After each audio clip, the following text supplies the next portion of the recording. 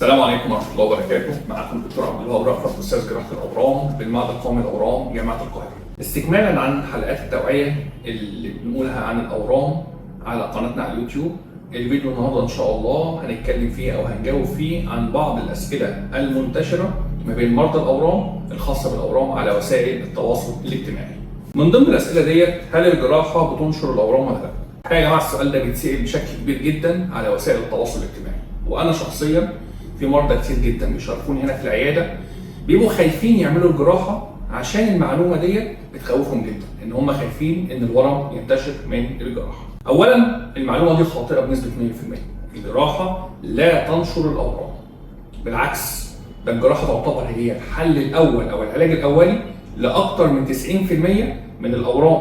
اكيد حضراتكم عارفين ان الاورام 4 مراحل، مرحله اولى او ثانيه او ثالثه او رابعه. المريض لو جالي في مرحله مبكره، مرحله اولى او ثانيه، بدخله يعمل جراحه على طول، والحمد لله وبفضل الله تعالى بيوصل لمرحله الشفاء. المريض جالي في مرحله متاخره شويه، مرحله ثالثه، الورم كبير شويه لكن لسه ما انتشرش، ببعته ياخد علاج قبل الجراحه بنسميها نيو ادجوفنت ثيرابي، سواء كان علاج كيماوي او علاج اشعاعي او الاثنين مع بعض على حسب نوع الورم وحاله المريض. بعد العلاج الكيماوي والاشعاعي بعمل له الجراحه، وبفضل الله تعالى بنوصل برضه لمرحله الشفاء العاليه. لو المريض لا قدر الله جاي لي في مرحله متاخره قوي، الورم انتشر وتمكن من الجسم، ده بنسميه مرحله رابعه.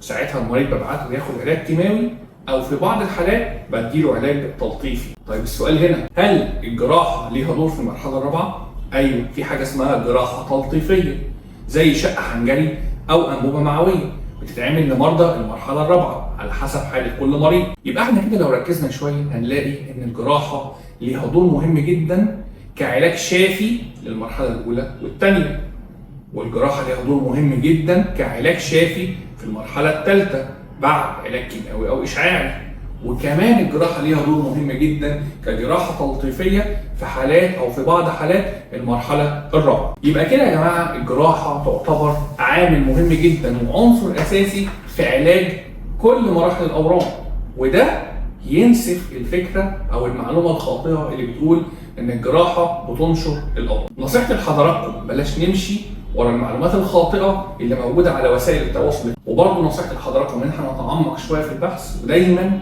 نسال اهل التخصص. طيب ده بقى هيجرنا او هيودينا على اجابه السؤال التاني، المعلومات الخاطئه اللي موجوده على السوشيال ميديا او على وسائل التواصل الاجتماعي ايه مصدرها؟ ما هو اكيد ليها مصدر، ما هو مفيش دخان من غير نار. الحقيقه لما تعمقت في الموضوع ده وبحثت فيه لقيت ان الموضوع ده مش في مصر بس، بالعكس الموضوع ده موجود في العالم كله. سببه الاساسي هي ربط المعطيات بطريقه خاطئه. يعني ايه ربط المعطيات بطريقه خاطئه؟ هضرب لكم امثله عشان ابسطها عليكم شويه. مريضه بتستخدم مزيل العرق بشكل كتير شويه، بعدها فتره جالها ورم خبيث في الثدي، سرطان ثدي يعني، فحصل الربط ما بين مزيل العرق وسرطان الثدي، فطلعت المعلومه اللي بتقول ان مزيل العرق بيعمل سرطان للثدي في السيدات، ودي بالمناسبه معلومه خاطئه.